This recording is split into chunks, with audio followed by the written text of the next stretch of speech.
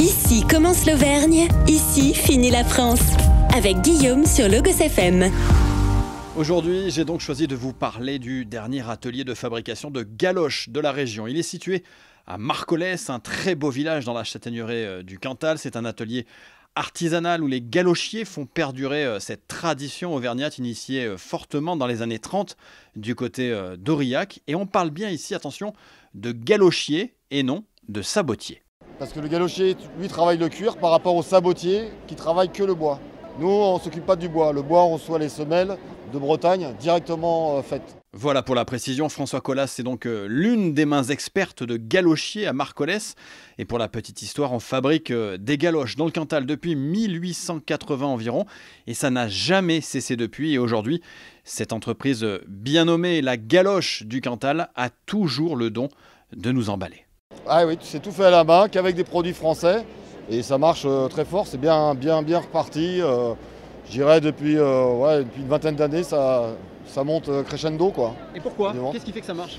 Les gens ils retrouvent le plaisir, je sais pas, d'avoir de la vraie chaussure française et puis le confort parce que c'est une semelle en bois avec une voûte plantaire. Donc c'est pas des semelles plates. Voilà, donc vous avez toujours le pied qui est directement sur le bois, donc vous avez un pied qui est toujours tempéré, qu'il fasse froid ou qu'il fasse chaud. Vous n'aurez pas de différence de température au niveau de votre pied, quoi. Et c'est très agréable, quoi. Pour marcher, pas trop dur, ça fait pas... Non, ça fait pas mal. Et en plus, il y a une semelle en crêpe, plastique, donc ça fait pas de bruit quand vous marchez. Vous pouvez marcher sur toutes les surfaces, du parquet, du carrelage, sur du béton. Vous pouvez marcher partout avec, dans la terre.